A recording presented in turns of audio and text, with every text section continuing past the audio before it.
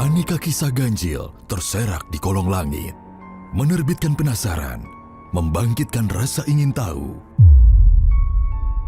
Dari cerita tutur yang hidup sebagai legenda, misteri yang menjadi teka-teki dan sukar dipercaya nalar, dongeng masa lampau berbungkus mitos, hingga fenomena tak biasa yang diragukan kejadiannya.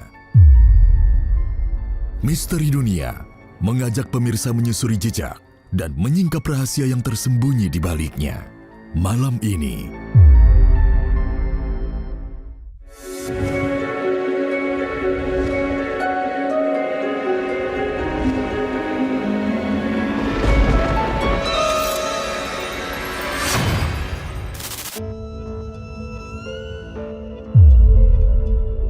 Misteri Dunia masih menikmati eloknya bumi Parahyangan dengan kisah-kisahnya yang romantis, lagi magis.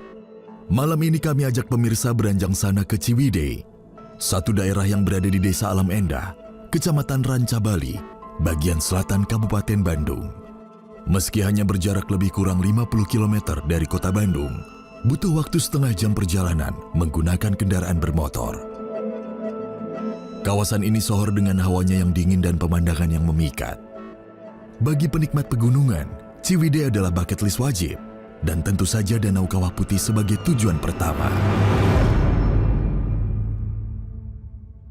Namun mungkin tak banyak yang tahu kalau hamparan Danau Kawah Putih terbentuk dari letusan gunung yang telah menyungkupnya berabad silam.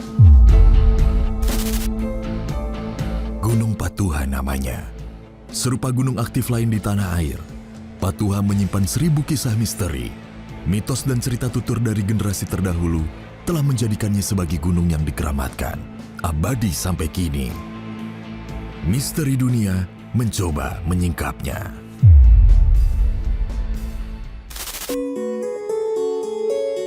Misteri Gunung Patuha menyembul dari dasar samudra. Legenda tentang Gunung Patuha sudah hidup sejak lama, bahkan bermula dari awal kemunculan. Literatur resmi menulis kalau Patuha mencuat ke permukaan bumi ketika dataran tinggi Priangan masih berupa dasar samudra. Ia menjulang setinggi 2.434 meter dari permukaan laut, menjadikannya sebagai puncak tertinggi di tanah Pasundan. Aktivitas tektoniknya pada ratusan abad silam menghasilkan dataran yang terbentang dari Pangalengan, Ciwidey, dan kawasan-kawasan lain.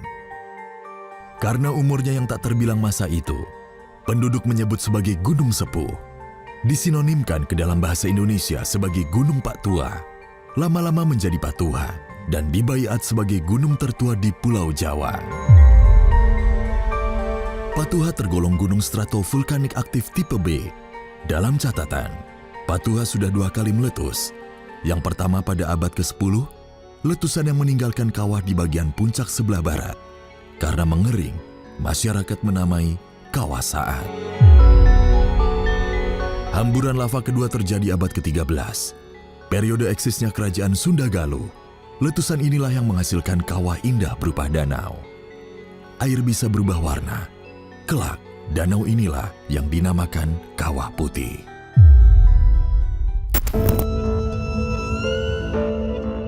Baik, sekarang mari kita susuri 4 puncak yang membekap Patuha.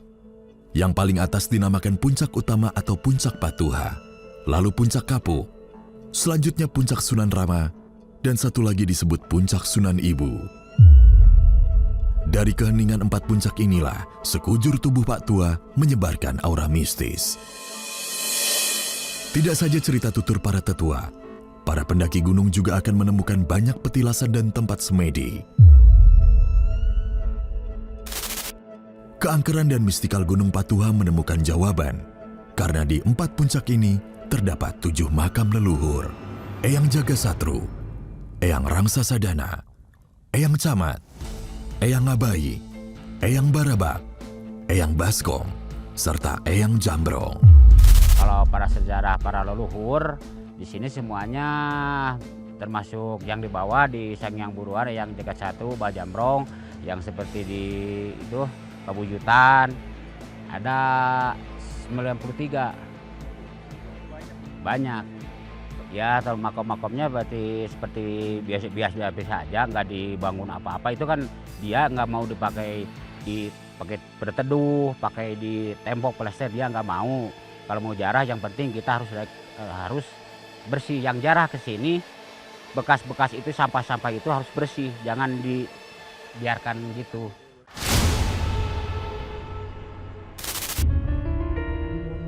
Dan seperti disadur dari naskah sastra Sunda kuna, di Gunung Patuha pula, Bujangga Manik, seorang bangsawan kerajaan Sunda Pakuan yang memilih menjadi rahib dan berkelana mencari tempat suci, melaksanakan pertapaan sebelum moksa. Tambahnya, konon di puncak Patuha pula, tempat berkumpulnya roh halus prajurit Prabu Siliwangi yang amoksa. Dulunya kan Prabu Siliwangi dicari sama Kian Santang ke Patengan. Dulu Prabu Siliwangi kan mengelalanya sampai Patengan sampai kini kesepuhan. Sementara Puncak Sunan Ibu menyimpan ceritanya sendiri. Cekungan dan Puncak Sunan Ibu disungkup aura mistis yang kuat. Masyarakat setempat mempercayai kalau di Puncak Sunan Ibu, ruh Eyang Jagastretu, pemimpin para leluhur berdiam dan menjaga gunung dari segala ancaman dan mara bahaya. Sunan Ibu itu kalau menurut cerita sejarah, dia dulunya singgah, mampir, istirahat. Itu kan sebetulnya bukan makam, itu makom, tempat singgah istirahat dulu. Yang ada di samping saya ini tempat singgahnya ini Sunan Ibu. Yang disebut ya nama-nama Sunan Ibu ya ini makomnya. Karenanya, Puncak Sunan Ibu selalu ramai. Pengunjung datang bukan sekedar berwisata, kebanyakan untuk tirakat atau melakukan petilasan. Sebetulnya yang banyak yang kesini yang jaro itu yang berdoa, yang tawasul, yang ngaji-ngaji gitu. Misteri dunia mencoba naik dan merasakan aura mistisnya. Perlu waktu sekitar 30 menit untuk tiba di puncak. Dari gerbang utama, perjalanannya melintasi banyak anak tangga dan jalur sepeda. Di kanan dan kiri jalan, tegak dengan rimbun pepohonan tinggi yang seolah langsung menyentuh langit Ciwidey. Suasana sudah terasa berbeda saat perjalanan spiritual dimulai. Dengan mitos gaibnya yang sedemikian rupa, cerita mistis berbungkus keangkeran dan keanehan Gunung Patuha terus mengalir dari waktu ke waktu. Ini tentang penampakan hewan piaraan para leluhur. Pada waktu-waktu tertentu, akan muncul seekor domba berwarna putih kehijauan mirip warna lumut. Karenanya, warga menyebutnya domba lukutan. Ya penggambarnya domba aja, cuma bulunya itu seperti lumut, ada yang berbulu putih seperti sutra gitu. Memang itu ada. Kan yang saya udah ada ke saya juga itu yang kuda putih itu seperti sutra itu bulunya. Kuda itu. Itu bukan menjelma. Masalah domba putih atau domba lukutan itu bukan menjelma. Kalau yang jarah sini, yang jarah ke Gunung Sepuh, yang disebut Gunung Sepuh ini kan puncaknya Patuha. Dia kan kalau dia udah jarah ke sini, dia punya rezeki, itu harus kalau disebutkan kita sepertikan sejarah itu seperti kita aja seperti kurban gitulah. Ada hal-hal yang tertentu itu. Itu mah yang lihat itu harus orang-orang udah tertentu. Kalau orang-orang yang nggak tertentu kan dia pasti takut. Kalau dia nggak tertentu dilihatin, apalagi dilihatin harimau gitu kan, satu-satu yang lain juga. Ada kan harus orang yang tertentu. Domba lukutan hanya satu dari mitos yang dipercayai. Pernah pada satu waktu, kawasan di Bukit Sunan Ibu terbakar. Kebakaran ini telah membangunkan hewan sakti lain, berupa macan, kuda putih, banteng, dan burung besar. Semua hewan-hewan ini kabarnya perwujudan gaib dari tunggangan para prajurit Prabu Siliwangi. Nah, kalau kebakaran mah yang domba lukutan gak kelihatan. Cuma yang kebakaran itu yang kelihatan yang macan hitam itu. Sini kan ada, kata orang lain gak ada lodaya, ada. Macan putih ada, macan hitam ada di sini. Domba bulua, domba lukutan ada, domba bulu sutra ada. Ajaib dan sukar dipercaya memang. Lagi pula, penampakan hewan-hewan ini hanya bisa dipandang manusia yang memiliki mata batin jernih.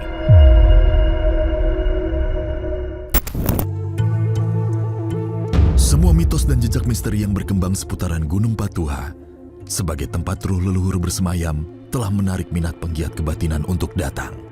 Pun para pembunuh harta karun. Sebab begini, konon Presiden Soekarno pernah berucap kalau di salah satu cekungan tubuh Gunung Patuha tersimpan harta karun berupa emas dan permata.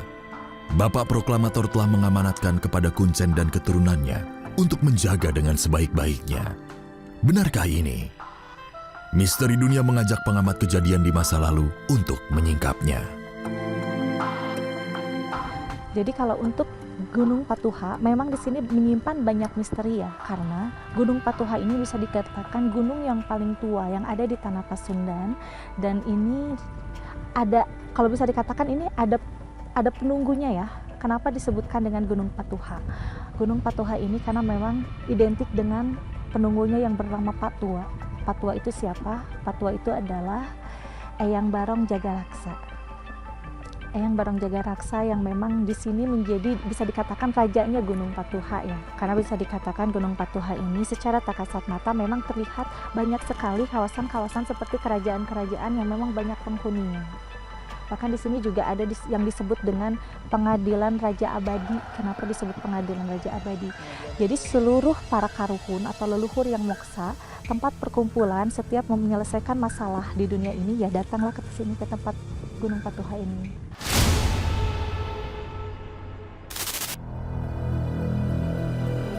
Benar atau tidak, Gunung Patuha yang sampai kini tegak dengan kokoh memang telah menjadi kawasan yang ramai dikunjungi. Alam dan suasana menyejukkan jiwa raga. Pemandangannya memanjakan mata. Air danau Kawah Putih memunculkan sensasi damai tak terpemanai. Biarlah Patuha tetap hidup dengan misterinya. Menjadi tugas kita untuk bersikap baik kepada gunung sepuh itu, senantiasa menjaga dan memberlakukan dengan sehormat-hormatnya. Ada yang lebih menarik lagi setelah ini. Jangan kemana-mana.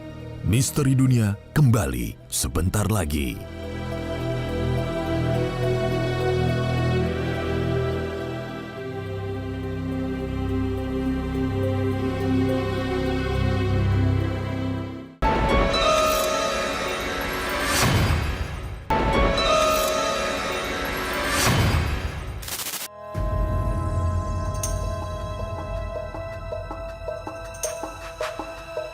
Perjalanan spiritual misteri dunia di Bumi Parahyangan tiba juga di Danau Kawah Putih Ciwidey. Tentu bukan untuk cuci mata. Ada semacam panggilan gaib yang mendorong kami untuk mendatangi tempat ini. Sebagai kawasan yang berinduk ke tubuh Gunung Patuha, Kawah Putih juga menyimpan kisah yang tak terpecahkan. Misterinya beredar sepanjang waktu.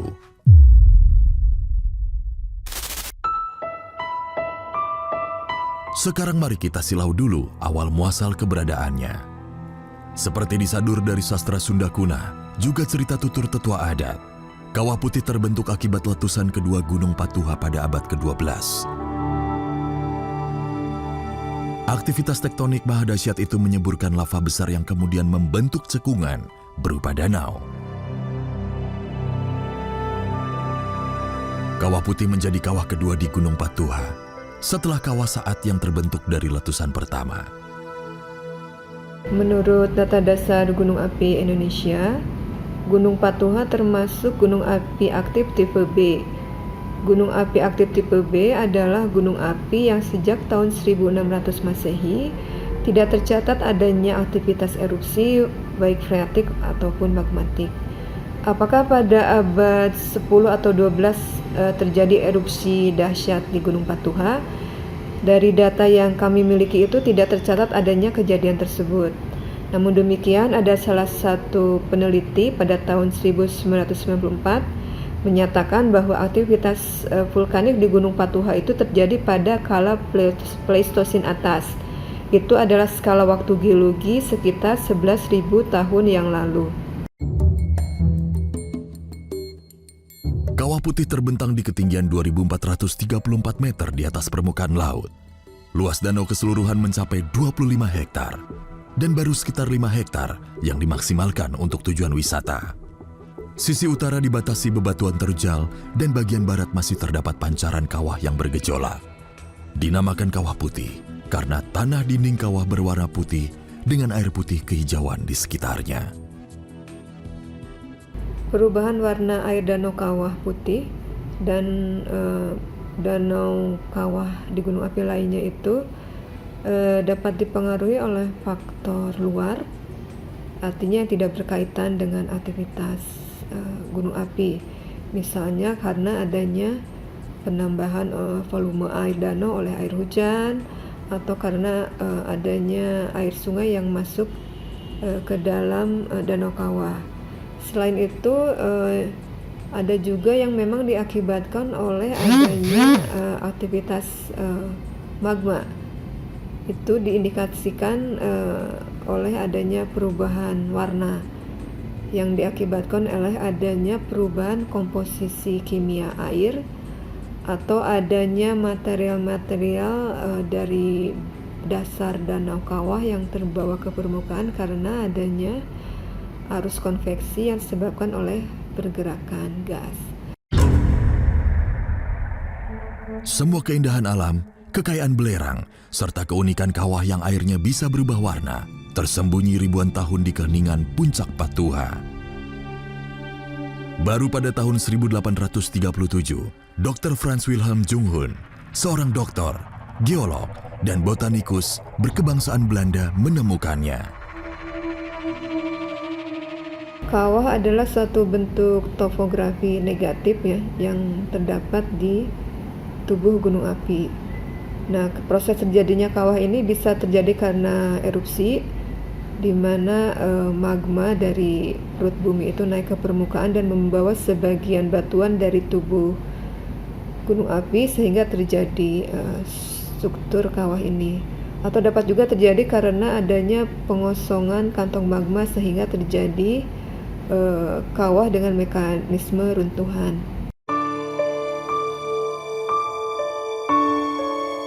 Baik, sekarang mari masuk lebih dalam dan kita sigi dari aspek metafisik. Sebagai kawasan yang berkesatuan dengan Gunung Patuha, penduduk telah menerima cerita turun-temurun kalau Kawah Putih juga diselimuti aneka kisah mistik, diyakini sebagai tempat keramat. Salah satunya cerita begini. Hampir semua hewan hutan terutama burung tak pernah lagi melintas di atas kawah. Ditemukan banyak bangkai burung yang kemungkinan terbang di sekitar kawah. Meski hasil penelitian menemukan jawaban karena tingginya kadar belerang, keganjilan ini tetap saja dimaknai gaib.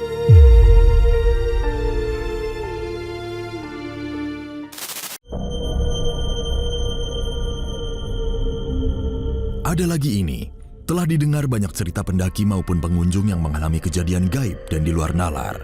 Dari yang tersesat, terpisah dari rombongan, melihat penampakan macam-macam, sampai yang kesurupan. Kejadian-kejadian aneh itu disangkut pautkan dengan status Kawah Putih sebagai tempat berdiamnya kerajaan mistis yang sudah bertakhta sejak lama. Pengamatan seorang penggiat kejadian masa lalu menjelaskan, suasana dari kerajaan gaib para leluhur tersebut. Jadi di kawasan wisata Kawah Putih ini memang benar-benar sangat menarik ya, karena yang saya lihat di atas sana itu adalah pintu utama yang memang secara tak kasat mata saya lihat ini benar-benar ada bentuk istana-istana mewah ya, atau bisa dikatakan istana kerajaan mewah, dan di sini pun juga terbentuk sebagai kota gaib. Kenapa disebut dengan kota gaib? Karena di sini pun juga tempat para kumpul para leluhur yang moksa. Tengah menyusuri kawasan keramat ini, sesuatu yang aneh dan di luar logika terjadi.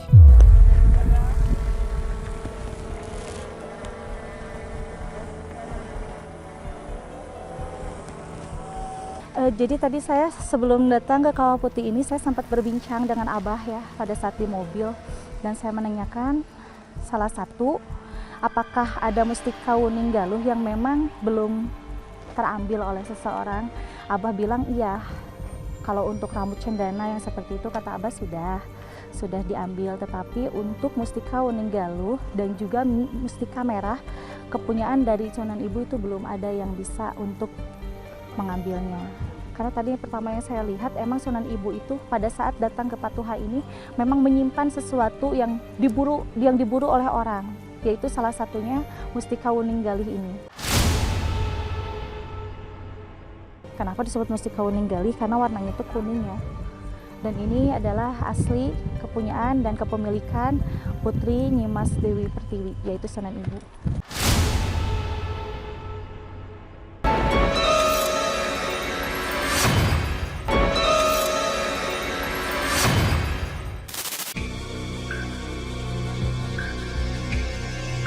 Apapun peristiwa dan kejadian yang menimpa tentulah atas seizin Yang Maha Kuasa.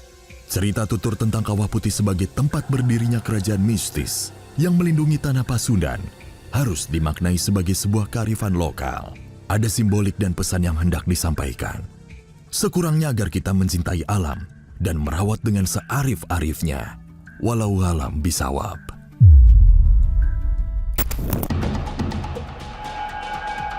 Terima kasih sudah menonton Misteri Dunia malam ini. Tak sekedar mistis dan gaib, Misteri Dunia membantu Anda menemukan jejak di masa lalu, menyusuri fenomena hari ini, serta menyingkap rahasia untuk masa depan. Selamat malam.